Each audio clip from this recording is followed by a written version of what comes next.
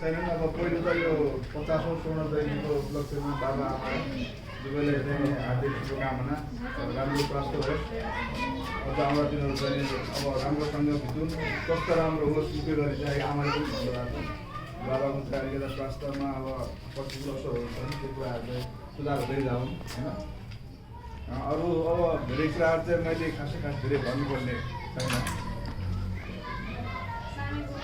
सबैजनाले यो निम्ता स्वीकार गरेर आउनु भएको छ, यसको लागि यहाँहरू सबैले आभार छु म सबैप्रति। र यो कार्यक्रमहरू फेरि पनि आउँदा वर्षमा यस्तो कार्यक्रम आयोजना गर्दाखेरि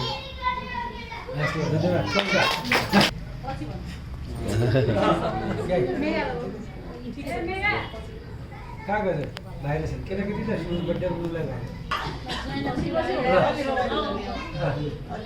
सबैलाई नमस्कार। बुवा आमालाई सर्वप्रथम त 50औं स्वर्ण जयन्ती जीवनको हार्दिक मङ्गलमय शुभकामना। यो एउटा ऐतिहासिक अवसर हो, सबैले घाँटीमा लिएर मनाउन पाउनु ठुलो कुरा हो। एउटा हरिवंश राय बच्चनको एउटा कविता छ, हम दिदी दाइले भने जस्तै, वो लोग सच्चे होते हैं जो लोग गुस्सा करते हैं, हमने अक्सर झूठों को मुस्कुराते हुए देखा है। वाह वाह। डैडी को क्यारेक्टर, उहाँको पर्सनालिटी नरिवल जस्तो छ, बाहिर कडा भित्र नरम। अब आमाको त पुरै गर्न मिल्दैन, विशाल समुद्र विशाल हृदय भएको मान्छे। ड्याडीले जति गर्न पाउनु भयो सबैको लागि, त्यो गर्न दिनु पनि ठुलो कुरा हो।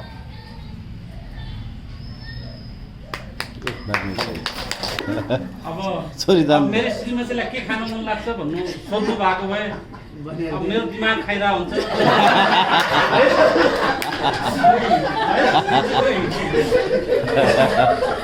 पुष्पा के मन पर्छ कि भनेर है।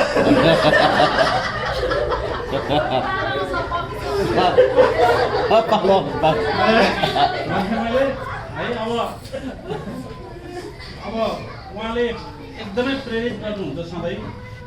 राकी छोरी एउटा बेरोजगार ज्वाइँलाई दिनुभयो, भर्खर पढाइ पास गरेर अब ससुराल जाँदाखेरि पनि के पो भन्नु हुने हो, के पो भन्नु हुने हो, अब त जागिर खानु पऱ्यो भन्नु पो हो कि डराइ डराइ जाँदाखेरि उहाँले चाहिँ मलाई केही छैन जीवनमा, पैसा भन्ने कुरा ठुलो होइन, पैसै कमाउनु पर्दैन भनिदिनु भयो। कस्तो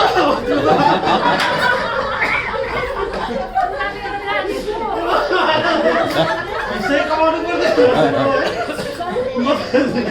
ससुराले अब के पो भन्नुहुन्छ बेरोजगार चाहिँ।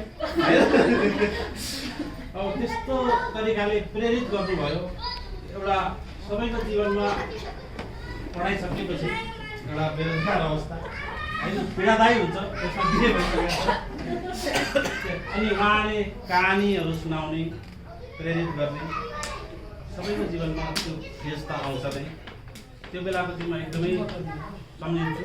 पनि त्यस्तै ससुरालीतिर पनि त्यस्तै भेटेँ, मेरो घरमा पनि मेरो काकाहरूले नै हामीलाई यहाँ यो अवस्था पुऱ्याउनु भएको हो। सबैलाई यस्तै काकाहरू काकीहरू मिलुन्। अब आजको लागि मेरो काकी पनि हुनुहुन्छ, उहाँलाई उहाँको लागि पनि हामीलाई यहाँ आउनु भएको छ। र अब धेरै लामो बोल्यो भने मलाई धेरै बोल्ने बानी छ।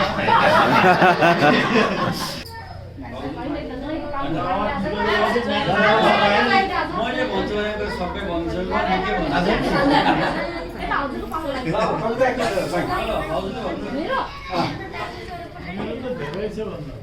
अब 2 मिनट समय पो थोरै छ त।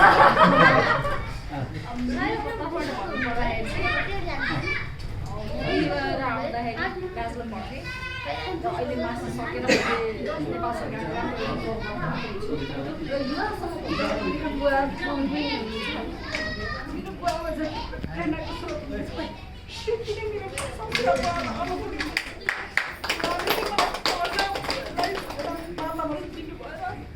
पढेर नाम निकाल्छौँ चाहिँ एउटा आधारशिला चाहिँ खडा गर्छु।